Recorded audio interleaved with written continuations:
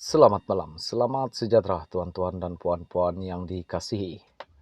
Akta larangan bertukar parti terpakai terhadap 4 ahli Parlimen Sabah. Ini penjelasannya. 1. Akta E1663, Akta Pindaan Perlembagaan Kurungan Nomor 3 2022 telah dibentang dan diluluskan oleh Parlimen Malaysia pada April 2022 dan telah menerima perkenaan Tuanku YDP-A pada 31 hari bulan 8 2022 serta disiarkan dalam Warta 6 hari bulan 9 2022. Kedua, pasca PRU 15 pada 10 hari bulan 12 2022, negara telah dikejutkan dengan pengumuman pengurusi Bersatu Sabah bahawa pemimpin Bersatu Sabah telah mengisytiharkan diri keluar daripada Bersatu tetapi kekal di bawah Gabungan Rakyat Sabah GRS. Untuk rekod, terdapat 4 orang MP Bersatu Sabah yang bertanding di atas tiket GRS pada PRU 15 yang lalu. Yang ketiga, GRS adalah sebuah gabungan parti-parti politik yang berdaftar. Yang keempat, isunya dengan pengisytiharan keluar 4 orang MP Bersatu Sabah yang bertanding menggunakan logo GRS adalah akan menyebabkan kerusi itu kosong. Yang kelima, mari kita teliti pindaan perlembagaan terkini berkaitan perkara 49E dan perkara 160 perlembagaan persekutuan. Perlembagaan persekutuan dipindah dengan memasukkan selepas perkara 49 perkara yang berikut, pertukaran parti politik anggota DSB.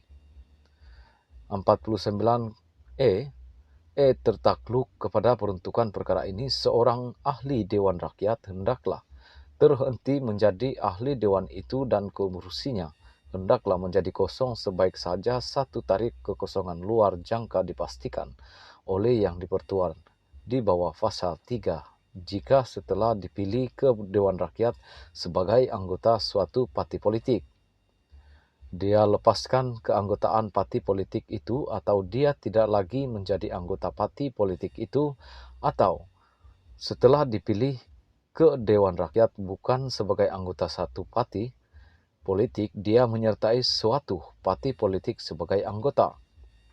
Seorang ahli Dewan Rakyat tidak berhenti menjadi ahli Dewan itu menurut perkara ini hanya disebabkan oleh pembubaran atau pembatalan pendaftaran parti politik.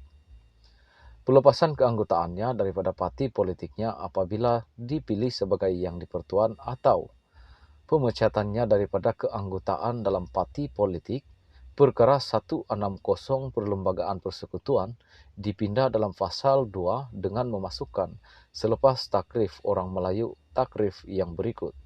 Parti politik artinya mana-mana pertubuhan yang menurut mana-mana tujuan atau keadaannya, tidak kira sama ada tujuan atau kaedah itu merupakan tujuan atau kaedah utamanya atau semata-mata merupakan tujuan atau keadaan yang menjadi tambahan kepada tujuan atau tujuan-tujuan utamanya atau kepada keadaan atau keadaan-keadaan utamanya mengadakan peruntukan bagi pertubuhan itu menyertai melalui calon-calonnya dalam pemilihan ke Dewan Rakyat atau ke Dewan Undangan Negeri atau mana-mana pertubuhan yang walau apapun apa-apa jua yang terkandung dalam tujuan-tujuan atau keadaan-keadaannya menjalankan apa-apa aktiviti atau meneruskan apa-apa tujuan yang melibatkan penyertaannya melalui calon-calonnya dalam pemilihan ke Dewan Rakyat atau ke Dewan Undangan Negeri, dan termasuklah gabungan pertubuhan sedemikian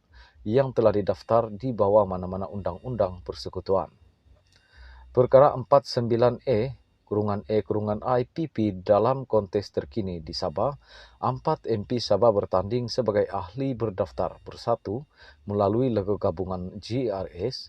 Setelah memenangi PRU 15, maka 4 MP tersebut telah dipilih ke Dewan Rakyat sebagai anggota suatu parti politik itu bersatu maupun GRS melengkapi perkara 49E1 dan kemudiannya melepaskan keanggotaan parti politik itu bersatu tetapi kekal di bawah GRS. Isunya adalah ia melengkapi perkara M49E-I. Perkara 160 PP pula memperuntukkan tarif parti politik pada bahagian provos dan termasuklah gabungan pertubuhan sedemikian yang telah didaftarkan di bawah mana-mana undang-undang persekutuan.